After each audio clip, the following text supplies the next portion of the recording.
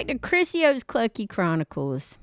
It's me, your gal, your crazy fluffing chicken tender, Chrisio. And I'm coming at you here from the heart of Eastern North Carolina, where all the roosters crow and the hens keep us fed with their beautiful little butt nuggets. Well, anyway, today we're cracking open a real exciting topic, pun intended. All right, so we're going to talk about all the nutritional wonders and downright delicious dishes you can whip up with a quail, a duck, and a chicken egg.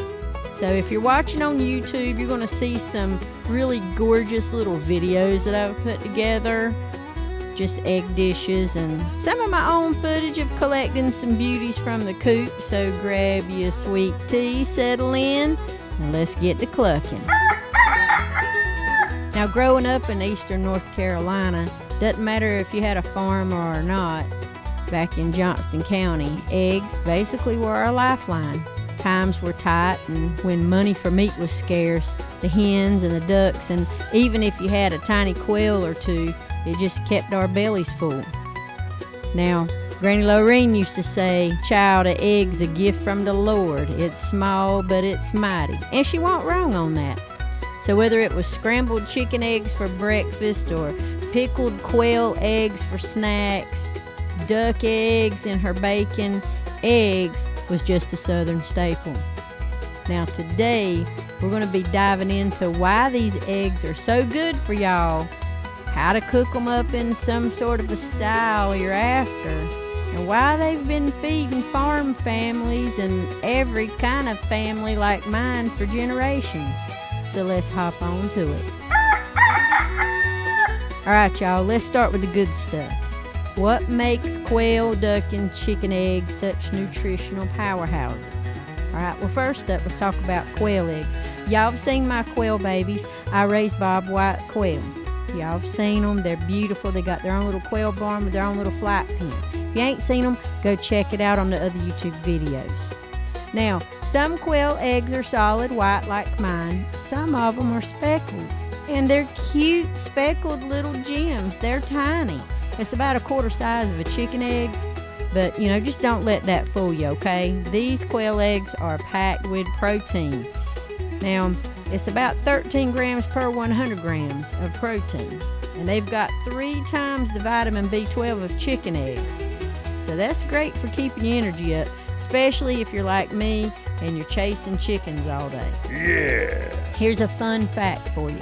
Quail eggs have 5 times the vitamin A, which is a boost, big boost for your eyes and your skin.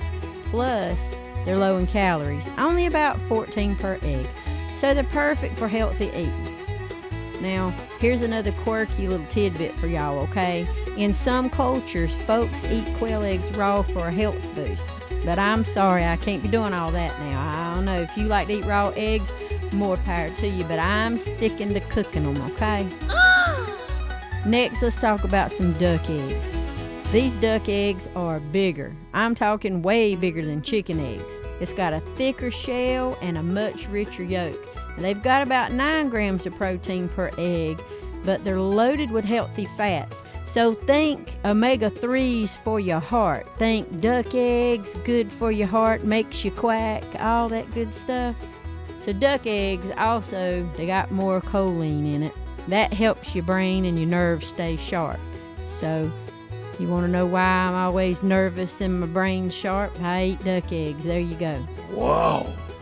We had a neighbor across the road. I always referred to him as Uncle Ray, and he used to swear by duck eggs. And he said they made them smarter, but I don't know. I think he just liked them because of the taste. They tasted good, so.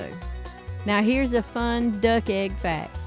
Duck eggs has got a higher yolk to white ratio.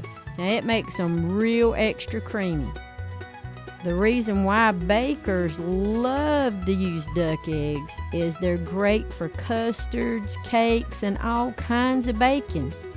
And get this now, duck eggs can stay fresh a whole lot longer than chicken eggs because of their sturdy shells. Ain't that something? So there you go. Let's talk about Old Faithful, the chicken egg. Good old faithful chicken eggs. Now they've got 6 grams of protein per egg, plus vitamins like vitamin D and B2 for strong bones and energy. Now, if you got a lot of colorful breeds like I do, like Easter eggers and olive eggers and stuff like that, you're going to be collecting like blue, green, and pink eggs.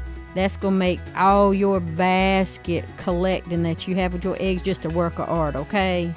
They are absolutely beautiful. So just look at the beauties. They're gorgeous. Ooh. Here's another fun fact about chicken eggs. Did you know that chickens, certain breeds, can lay over 300 eggs a year? Yep, they sure can.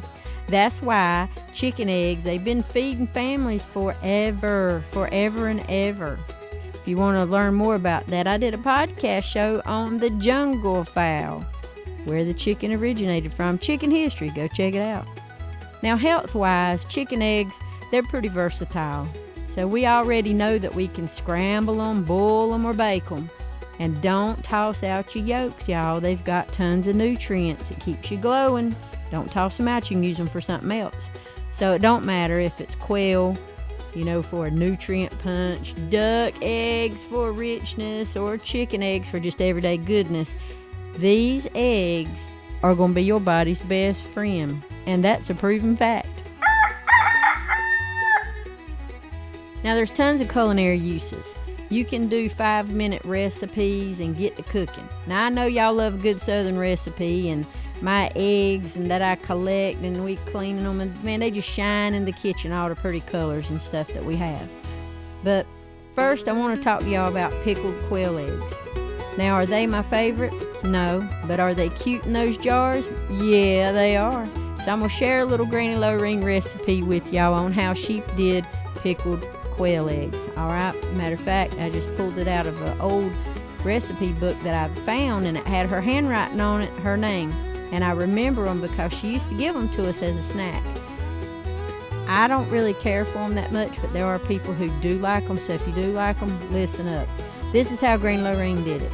So what she did was she would boil 24 quail eggs, okay, and she'd boil them anywhere from 5 to 10 minutes.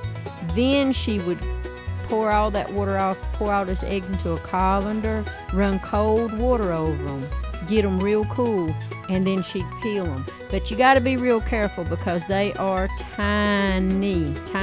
She'd take the large end of that egg, and she'd take her spoon and she'd gently pop that big end of that egg, and then she'd carefully peel it. After that, she'd mix 1 cup of vinegar, a half a cup of good filtered water, a half a cup of sugar, and a tablespoon of pickling spices like, mustard seed and dill. Just depending on what you want, what type of pickled quail eggs you like. A lot of hers was sweet, so there you go. Then she would stuff those eggs into a sterilized mason jar and pour that mixture over the eggs in that jar, and she would let them sit in the refrigerator for a week. Now, they're tangy, they're bite-sized, they're good for snacks if you like it. It's also perfect for like munching on, picnics, just sitting on the porch, you ain't got nothing else to eat. They're pretty good. But, it's also an acquired taste if you like pickled eggs. Some people don't even know what that is, but we did growing up. Now, here's another fun fact. Pickled quail eggs. Well, it used to be a long time ago at Eastern North Carolina Southern bar staple. Some folks called them bar eggs, just because they paired so well with a good old cold one. So yeah, you could have you some pickled quail eggs and a beer if you wanted it. You could also have pickled pig's feet and some whiskey back in the day. So I've never been to a bar that served them, but that's what I've heard from the old folks.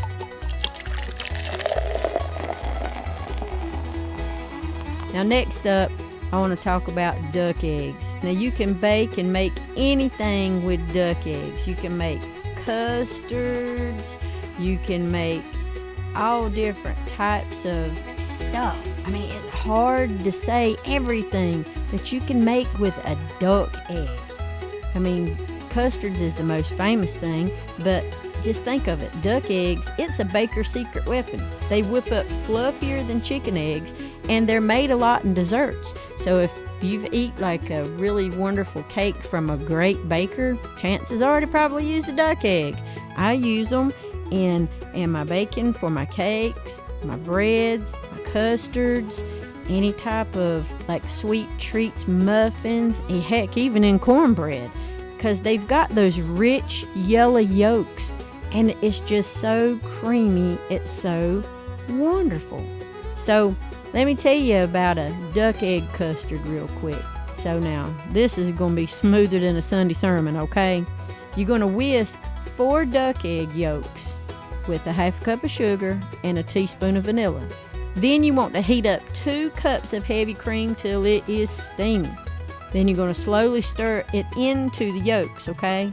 Then you're going to pour all that into little ramekins, and you're going to bake it in a water bath at 325 degrees Fahrenheit for 40 minutes. Then you want to chill them for a few hours, and you got a dessert that's going to make your kinfolks beg for some more duck egg custard. Duck eggs will give that custard an extra golden glow that makes it just so downright pretty. So just remember, duck eggs is a baker's secret weapon. Now finally, let's talk about the classic chicken deviled egg. Everybody's had a deviled egg if you've been in the South, or maybe you haven't. Now everybody's deviled eggs ain't fit for eating, and not everybody's deviled eggs is what you're used to. Certain parts of the South make deviled eggs a little bit more on the sour side, some make them more on the savory side, and some make them a little bit more on the sweeter side. You know, I use my Easter egg eggs. I get a rainbow color of shells. It's wonderful. And I'm going to tell you how we do it. So first I'm going to boil about 12 chicken eggs. Then once they're boiled, I'm going to cool them off. I'm going to peel them and I'm going to have them. I'm going to scoop out the yolks and mash them up with about 1/4 to 1/2 cup of mayonnaise. And then I'm going to do 2 tablespoons of sugar, a splash of pickle juice. You can add chopped up pickles with it if you want to. We're going to mix all that up real nice and smooth, and then we're going to spoon that right back in those egg whites, and we're going to sprinkle it with some paprika for a little bit of a kick. For us, this type of deviled egg is more on the sweeter side, but you make it the way your folks like it. Ain't no shame in this game. You can do it any way you want to. This is just a southern, eastern North Carolina potluck must-have, and it just makes it wonderful to eat, wonderful to share. It's just great, good food that's simple, gonna pack a punch, and it's good for you too. Fun little fact about deviled eggs. Did you know deviled eggs got their name because sometimes they would use spicy mustard in it, and it was considered devilish back in the day? I didn't even know eggs like that had a wild side, but I guess they do. So growing up here in East North Carolina, eggs weren't just for food. When the pantry was bare and grocery money was gone, you have to head to the coop. And anybody who's been in that situation and knows this, you've been there, you've done that. So chickens, they gave us eggs for breakfast, scrambled eggs, you had ducks for duck eggs and whatever you could make out of that, and quail eggs for just special treats because there weren't that many. And, Granny Lorraine would tell stories of like her mama feeding just a ton of kids on nothing, and it just was good. It brought the family together. Eggs and cornbread. That's what it was some days. That's how folks in eastern North Carolina and Johnson County and across the South got by. Eggs were cheap, plentiful, and nutritious. Now back then, every farm or backyard chicken flock, just what you had eggs. Pretty much everybody, not everybody, but for the majority of folks back then had some sort of type of a flock. Now, here's your little fun fact. In the 1940s, did you know North Carolina was one of the top egg-producing states? With small farms, they supplied local markets. They also sprung up farmers markets as well, where people could buy locally. I will tell you that quail eggs were less common, but they were very prized for richness, often traded among neighbors. Now, duck eggs, those were the secret weapon for big family meals because one duck egg could stretch way further than any chicken egg. Now, we'd fry them, bake them, mix them into biscuit batter when meat was scarce. But hey, eggs were our protein. It was our comfort, and it was our way of making do. Now, this tradition still holds today. Now, homesteaders across eastern North Carolina, they're bringing back quail and ducks and chickens, and they're keeping that farm spirit alive. Eggs are your reminder of resilience. So remember when times got tough a while back? Well, when times are tough, the coop's got you back. And let's be real, y'all. Nothing says Southern love like a plate of deviled eggs or warm custard to share with somebody.